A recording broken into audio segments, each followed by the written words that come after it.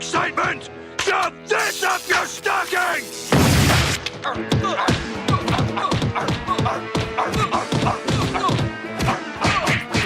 So tell your folks, buy me, BloodStorm, or go to hell!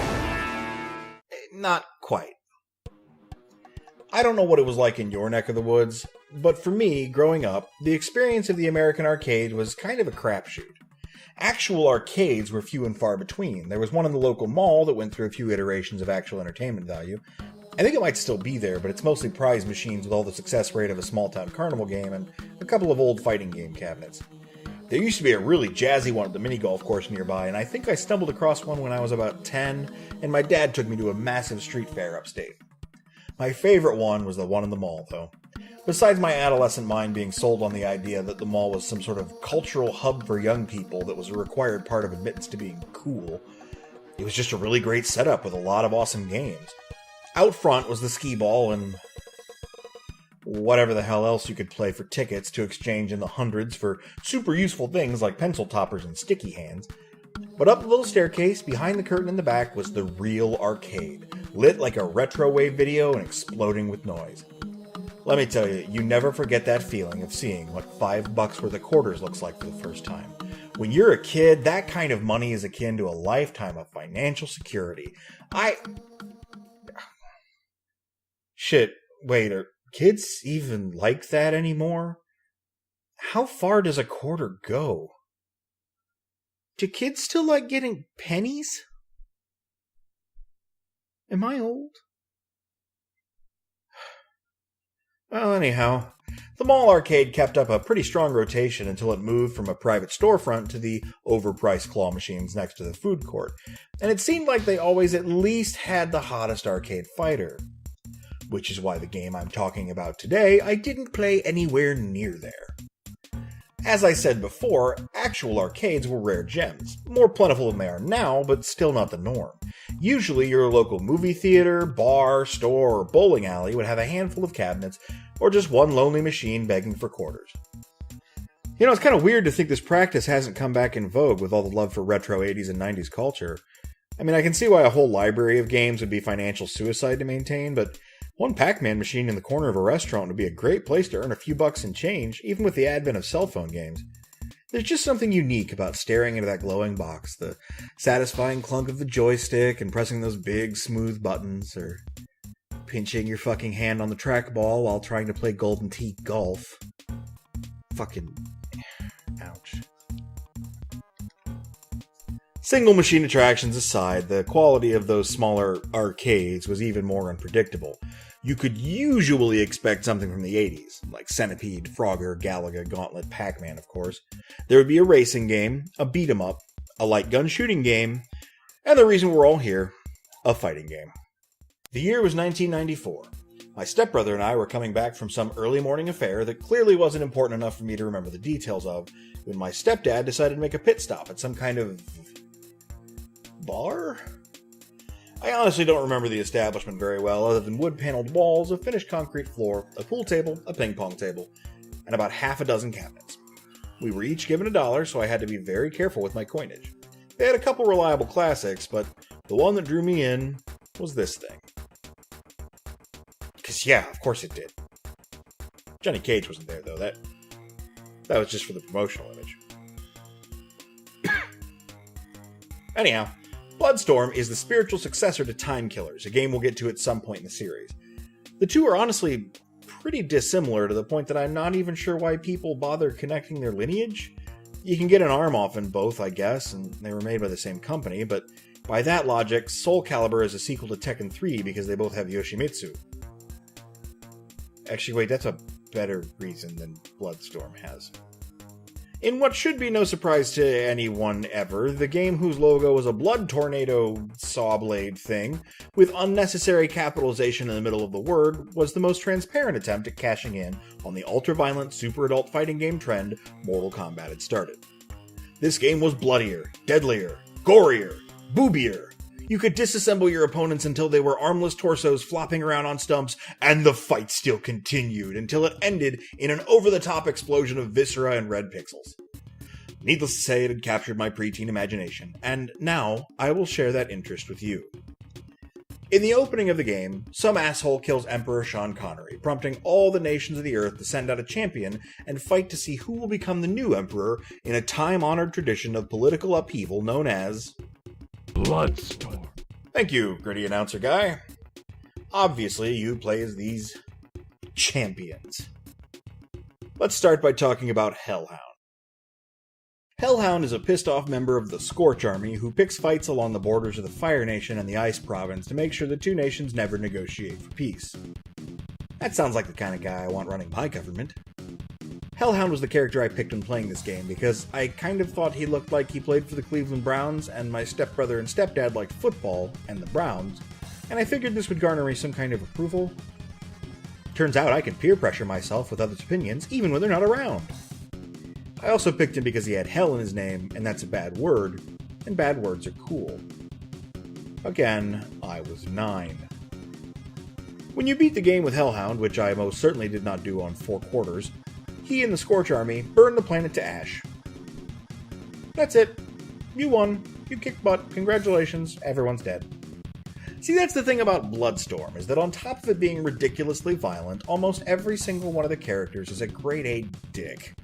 If you're watching this video to find a new retro hero to worship, you've come to the wrong place. Or you're a sick sociopath who needs to like, comment, subscribe, and go seek professional help. Well, how about Freon, you may ask? His in-game bio specifically states he's noble.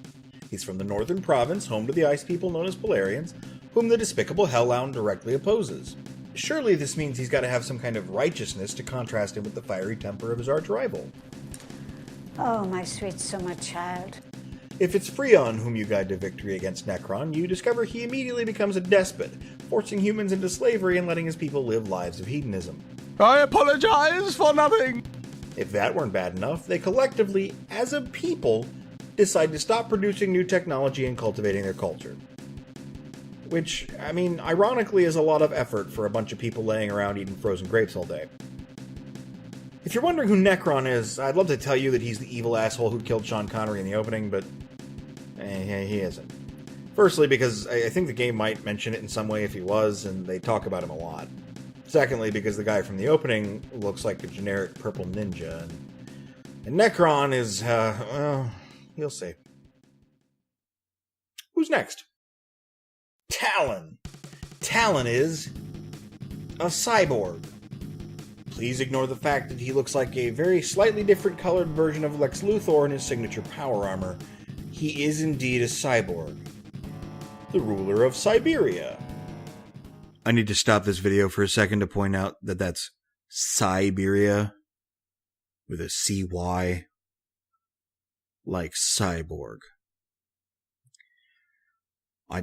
I just need to make sure you're up to speed on how low effort some shit in the 90s was before we continue. This is like some 8-year-old making up his own world crap, trying to write stories about the Scorch Army and Siberia. Okay, so Talon of Siberia wants to subjugate all the weak, squishy bios of the planet and turn them into cyborg slaves.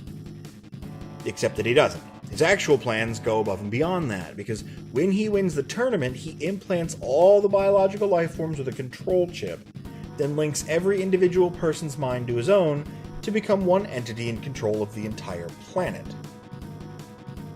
I'm not sure what he does then. I guess maybe he's really super efficient. I hope he's proud of himself. Tremor! No, not that Tremor. This guy. You know, all of these characters look like Rob Liefeld rejects, especially since they tend to resemble famous characters with the heads of other famous characters, but I'm almost positive I've seen this guy in Youngblood before. Warchild, maybe? Shatterstar? Shaft? Anyhow, Tremor is actually a good guy. You might not get that from his bio, which tells you of his immortality thanks to the elemental forces of the earth, and how he wants to usher in an ecological era, which knowing this game probably means he wants to murder everyone with dirt like some topsoil-based version of DC's Poison Ivy, but no. After beating the game through his main forms of attack, scooting and covering himself in delicious chocolate, he uses his power to show everyone how to cultivate food. He heals the planet and the children, and teaches the desert people of Absol how to grow food in such a way that it brings peace between the sexes. There's an important piece of backstory you're missing for the context on that, but it's kind of nicer without it. Razor is the enigmatic leader of the Ebony Coast, which I believe is an excerpt from his Tinder profile. He looks like an 80s guy who heard the 90s coming and decided to just get cyber arms and hope that was good enough. So, I guess he's Forge from the X-Men. The robot arm was actually put on him against his will by Siberians, which, given what we know about them, sure, just giving randos robot parts for no reason seems right up their alley. He also had a love affair with fellow playable fighter Tempest, who we'll get into in a moment. Razor seems like a pretty good guy in his ending, getting the people of the planet to rise up against Siberian technocracy, but it clearly states that he only did it for revenge, and was so short-sighted that now the planet is left without a source of technological weaponry. That might seem like a good idea on paper. No weapons is good, right? But there are weapons. There just aren't going to be any more weapons. So the people with the weapons now basically get to make the rules, and nobody gets to say boo about it. I mean, he also committed genocide, but I guess all Siberians are Talon, technically, so it was just multiple counts of murdering the same guy? It's kind of a moral gray area. There's a lot to unpack about Mirage. She's described as the militant ruler of the deserts of Absol, a direct descendant of the leader of the Great Uprising, which put women in charge and reduced men to concubines and either slaves or livestock. The wording is unclear. What's also unclear is why her symbol is a little pyramid sperm with an eye. Odd choice if men are so unimportant to your society, designers. Although I do appreciate you giving her the most yonic weapon to ever be conceived, a giant spiked fleshlight. I don't have too much to say about it, but the differences between her portrait art and her model are vast. You gotta expect a little bit of difference, just because of the way details and processing power and stuff work. And all of the other characters have it, but these don't even look like the same character. Mirage's ending seems much more direct and reasonable than the others. Her agenda begins and ends with making women rise to power and turning men into some form of slave or another. So when you in the game with her, she does. Kind of open and shut there. No complications. There's sort of a serenity in its predictability and logic, given the rest of this batshit game. I feel pretty bad for Fallout here. Not because of a tragic backstory or anything, just in the sense that Fallout is a bitch in name, and nobody's ever going to think of this guy when they hear it. Much like Dave Thomas before him, he's been replaced by something more successful, and is doomed to a life of obscurity. Although, come to think of it, maybe that's how he planned it. See, Fallout's backstory is he just wanders out of the red mists of the Death Zone when they call for the BloodStorm, and claims his right to compete. Then, when he wins, he fucks right off back into the Death Zone and leaves everyone else to deal with their own shit. Since they're all mature adults, despite their differences, they fucking can't, and basically start Mega War 2 because of it. Maybe Fallout is the real hero of this game. Finally, we have Tempest, the daughter of the recently deceased Emperor. Obviously, she feels like she should just be the heir to the throne since, it was her dad's before. But she also goes that extra mile to be a bitch about it, saying the tournament is an insult to her superior genetics and fighting skill. I suppose this is what genetic perfection looks like in their world. Did Rob Liefeld write this thing too? Ugh. Anyway, if you beat the game with Tempest, during the middle of her acceptance speech, she lets it slip that she was the one who had her father killed, and also released Necron from his pocket dimension. It's nice to have some closure on who Purple Stab Guy was working for, but again, I'd like to know what the fuck a Necron is, beyond being the former denizen of a personal pocket dimension. Whatever, Tempest is clearly evil. So evil that instead of just going with her crazy nonsense ending like everyone else in the game, the citizens of the world riot against her. She fights them off for a while, but one woman who's pretty good at fighting against the entire population of the planet only ends one way. After they kick her ass, they drag her lifeless body to the public square to be beheaded. Congratulations! Thanks for playing. There are actually a lot more characters in BloodStorm that you can't play as. Basically one for each character using the same body model, but with, you guessed it, a different head and color palette. And yet, as far as I know, Rob Liefeld had nothing to do with this game.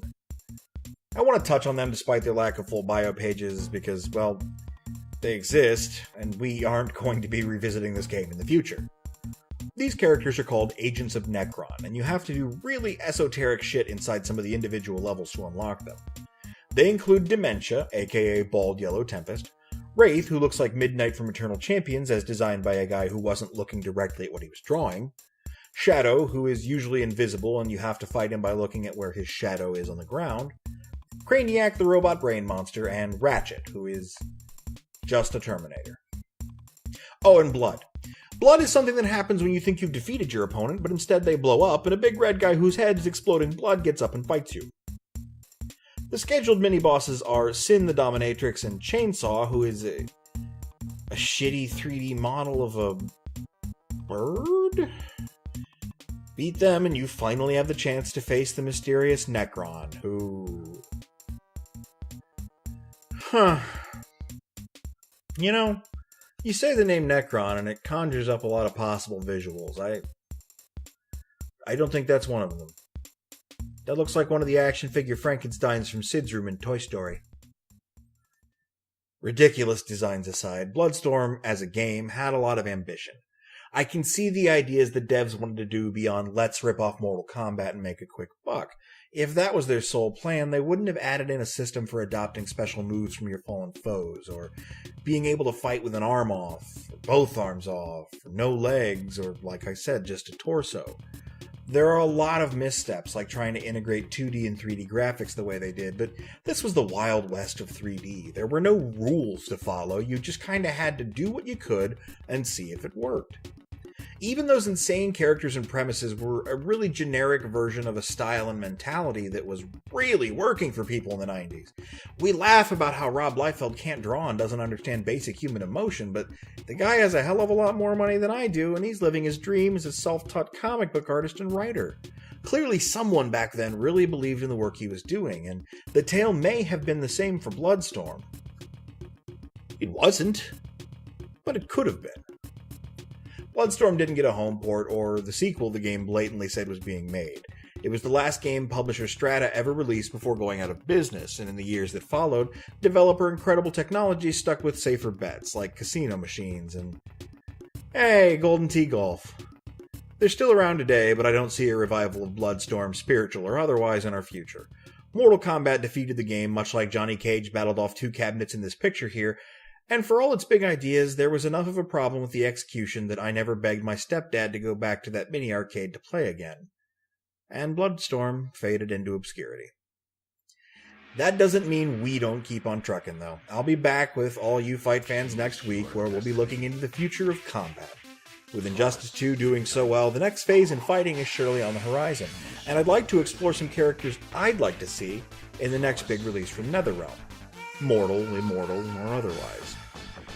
White out.